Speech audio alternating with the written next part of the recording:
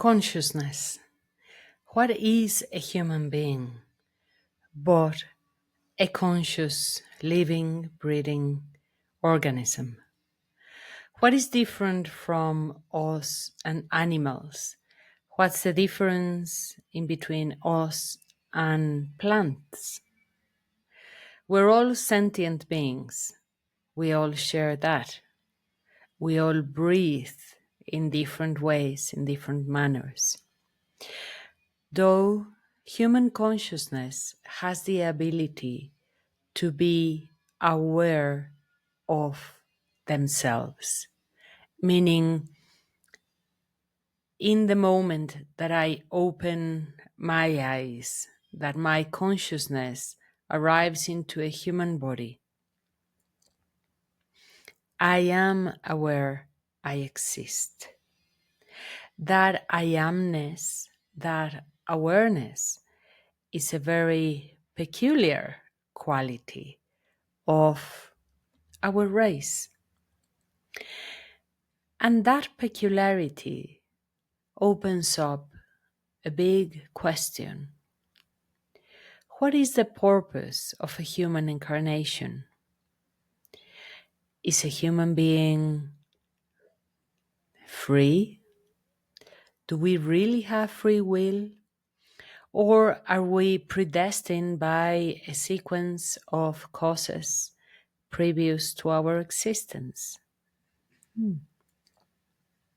Is the purpose of existence simply passing by, accumulating knowledge, accumulating goods, or things? Is the purpose of life pleasure? Enjoying. Is the purpose of life to work hard, to accumulate money? Or maybe, no, to have a family and have children? What is the purpose of life? Well, a lot of the ideas that we relate to our sense of purpose and meaning come from subjective, cultural, and social ideas, not necessarily from things that have to do or are related to our true nature. They are simply fashions of the time, things established by a certain religion, by a society, by a certain culture, family, upbringing. But what does it really mean to be human?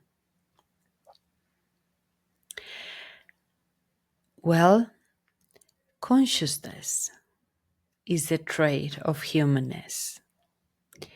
The difference between an artificial intelligence device and a human being is consciousness.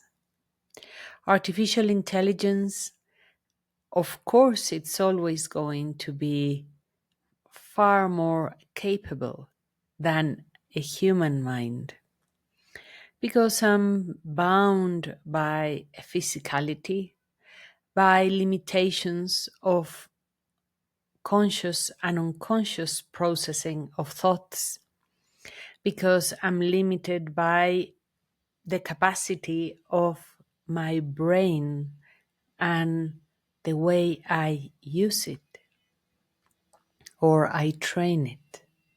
So, yes, a machine regarding processing data will always be far, far, far ahead of what a human being can do on that regard.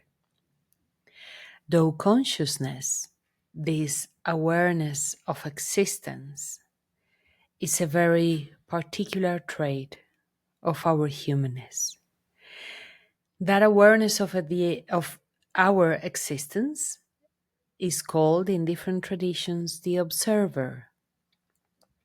The observer is my capacity to witness what is happening in my mind, what is happening in my emotions, what is happening in my body. And that self awareness is what allows me to connect with a reality beyond my physicality. The projection of my consciousness in a three-dimensional time and space, it's only a very tiny part of existence. It's a very tiny, tiny part of life. Our consciousness allows us to remember that we are much more than flesh and bones, that we are an expression, an extension of the creative force that has given birth to all what exists.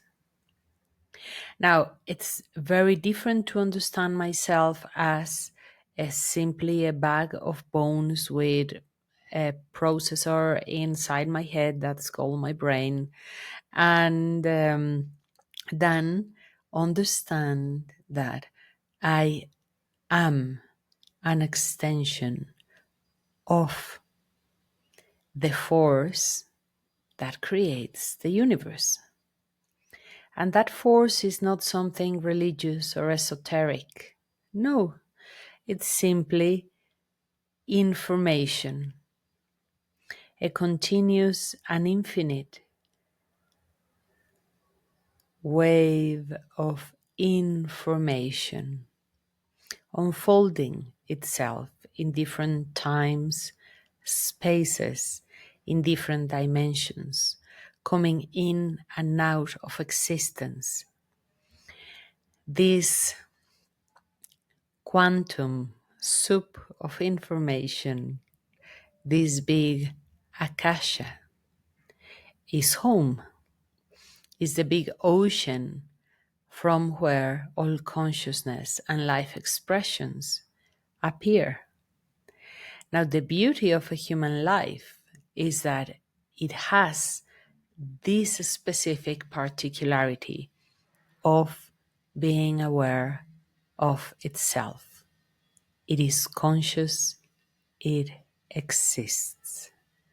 Though that deep and advanced consciousness is incarnated in a bag of flesh and bones. It's a mammal, an animal, and has needs just like any other animal on earth. But it has a very peculiar quality. If we would be able to open up to the understanding and the idea of consciousness, then in that moment, a whole universe beyond a three-dimensional and linear reality will open in front of our eyes. Would you be ready or willing to understand you exist far beyond your flesh and bones?